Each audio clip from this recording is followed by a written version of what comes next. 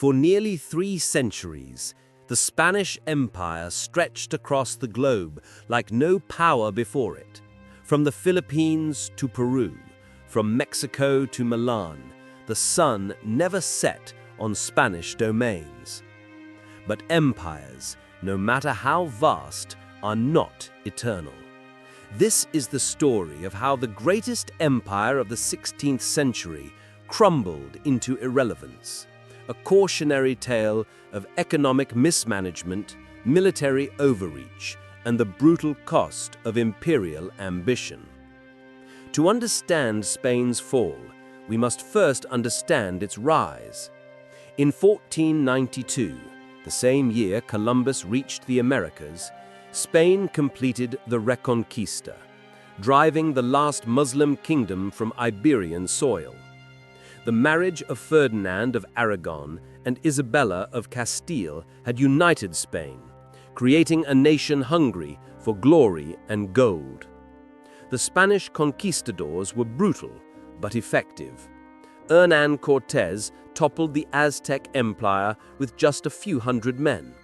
Francisco Pizarro did the same to the Incas. Through a combination of superior weapons, disease, and ruthless tactics, Spain claimed an empire in the Americas that dwarfed anything Europe had seen since Rome. And then came the silver. In 1545, Spanish prospectors discovered Cerro Rico, the rich mountain in modern-day Bolivia. It was the largest silver deposit ever found. For the next century, Spanish treasure fleets carried unimaginable wealth back to Europe. Between 1500 and 1650, Spain extracted approximately 150,000 tons of silver from the Americas. Under Charles V and his son Philip II, Spain reached its zenith. The Spanish controlled the Netherlands, much of Italy, parts of France, and colonies spanning 4 continents. The Spanish tercios, professional pike and musket infantry formations, were the most feared military force in Europe. Spain was the superpower of the age. But Spain's golden age concealed fatal weaknesses. The first was economic. All that silver flooding into Spain didn't make the nation wealthier. It made everything more expensive. This is called inflation. As prices skyrocketed, Spanish manufacturing couldn't compete with cheaper foreign goods. Ironically, Spanish silver enriched Spain's rivals more than Spain itself. Spain's kings compounded this error with catastrophic spending. Philip II inherited massive debts from his father and proceeded to quadruple them. He waged constant wars against the Ottoman Turks in the Mediterranean, against Protestant rebels in the Netherlands, against England, against France. Each war cost a fortune. In 1566, Dutch provinces revolted against Spanish rule. They were tired of high taxes, religious persecution, and foreign domination. What began as scattered protests exploded into an 80-year war. Spain poured men and money into the Netherlands, trying to crush the rebellion. They failed. In 1588, Philip II launched his most ambitious gamble, the Spanish Armada. A fleet of 130 ships carrying 30,000 men set sail to invade England, overthrow the Protestant Queen Elizabeth, and restore Catholic rule. It was a disaster. English fire ships scattered the Armada at Calais. Storms destroyed much of the fleet on the journey home. Spain lost over 60 ships and 15,000 men. The Armada's defeat shattered Spain's aura of invincibility. But Philip didn't learn. He declared bankruptcy in 1596, the 3rd time a Spanish monarch had done so in his lifetime. Spain defaulted on its debts, devastating Italian and German banking houses that had loaned the crown money. Spain's economic problems were worsened by structural issues. The Spanish nobility, enriched by colonial wealth, refused to engage in trade or manufacturing, considering such work beneath them. The expulsion of Jews and Muslims in earlier decades had also robbed Spain of skilled artisans and merchants. Spain became dependent on foreign goods, even as it sat on top of mountains of silver. The 17th century was Spain's century of crisis. When Philip II died in 1609, his son Philip III proved far less capable. Court favorites and corrupt officials increasingly controlled policy. Spain's government became a byword for incompetence and graft. In 1609, Philip III made a catastrophic decision. He expelled the Moriscos, descendants of Spanish Muslims who had converted to Christianity. Over 300,000 Moriscos were driven from Spain. These were the farmers who worked the land in Valencia and Aragon, the craftsmen who kept industries running. Their expulsion devastated Spain's economy and left entire regions depopulated. Then came the 30 Years' War. This massive European conflict, from 1618 to 1648, saw Spain fighting to maintain Habsburg power in Germany and to suppress the Dutch once and for all. Spanish armies won early victories, but the war dragged on. France entered on the Protestant side, opening a new front in the Pyrenees. By the 1640s, Spain was collapsing under the strain. In 1640, both Portugal and Catalonia revolted. Portugal had been ruled by Spain since 1580, but now rebelled and restored its independence under the House of Braganza. Spain tried to reconquer Portugal for decades, but ultimately failed. Spanish power was overstretched to the breaking point. The Peace of Westphalia in 1648 ended the 30 Years' War and marked a turning point. Spain finally recognized Dutch independence after 80 years of war. The Dutch Republic, once a Spanish possession, was now a wealthy maritime power rivaling Spain itself. The Spanish Netherlands were devastated and depopulated by decades of warfare.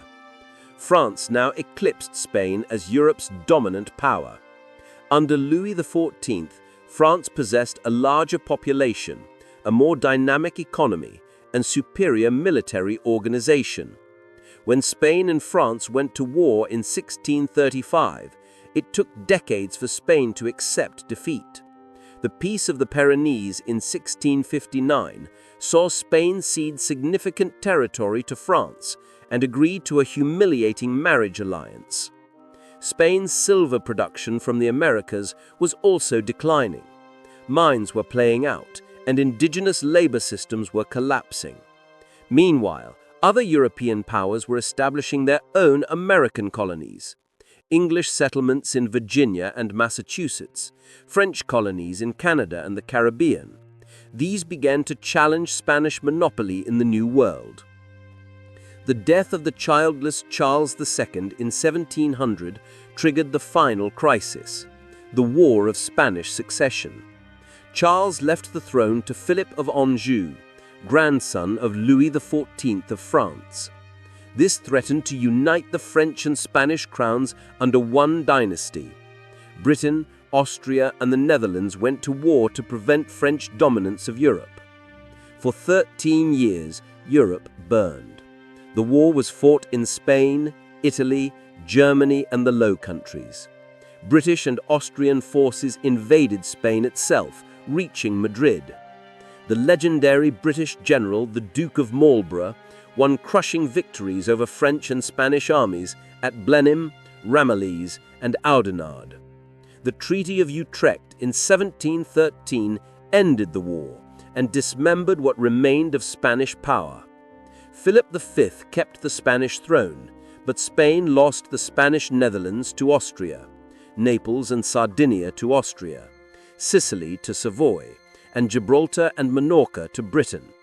Spain also granted Britain the asiento, the exclusive right to sell slaves to Spanish colonies, plus one ship of trade goods per year to Spanish America. Britain had secured naval bases in the Mediterranean and a foothold in Spanish-American trade. Austria had gained strategically vital territory in Italy and the Low Countries.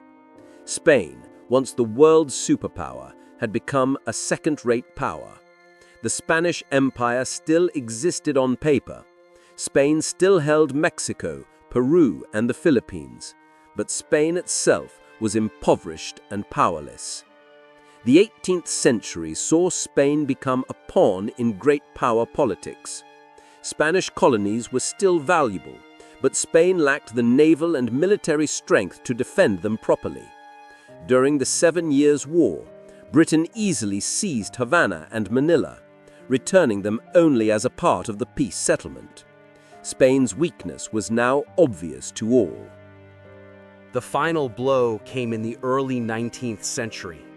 In 1808, Napoleon invaded Spain, toppling the monarchy and triggering chaos.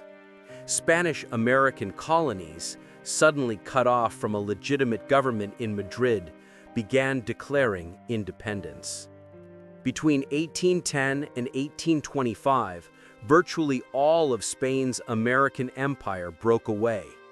Simón Bolívar, José de San Martín, and other revolutionary leaders established independent republics across Latin America. By 1825, Spain retained only Cuba, Puerto Rico, and the Philippines. In 1898, even these were lost. The Spanish-American War saw the United States decisively defeat Spain in a matter of months. Cuba became independent, while Puerto Rico, Guam, and the Philippines became American possessions. After 4 centuries, the Spanish Empire had finally ended. So, what destroyed the Spanish Empire? The answer is complex. Spain's wealth from the Americas created an illusion of strength while masking economic weakness. The massive influx of silver caused inflation and destroyed domestic industry. Spain's aristocracy disdained productive work, leaving the economy in foreign hands. Imperial overstretch exhausted Spanish resources. Spain tried to fight everyone, everywhere, all the time. Protestant rebels in the Netherlands, Ottoman Turks in the Mediterranean, English privateers in the Caribbean, French armies in Italy. No treasury could sustain such ambition. Spain bankrupted itself repeatedly in wars it couldn't win. And Spain faced rising rivals. France, Britain, and the Dutch Republic built stronger economies and more effective governments. They learned from Spain's mistakes. While Spain clung to rigid traditions and religious orthodoxy, its rivals embraced commerce, innovation, and religious tolerance. By the 18th century, these nations had eclipsed Spain in wealth and power. The fall of the Spanish Empire offers timeless lessons. Military might without economic strength is hollow. Wealth, poorly managed, breeds weakness, not power. And empires that overextend themselves, that fight too many wars in too many places, inevitably collapse under their own weight. Spain's golden age was built on conquest and exploitation. Its fall was built on hubris and miscalculation. From the heights of global dominance to the margins of European politics, Spain's trajectory remains one of history's most dramatic reversals. The empire where the sun never set became a cautionary tale, a reminder that no power, no matter how great, is immune to the forces of economics, competition, and change.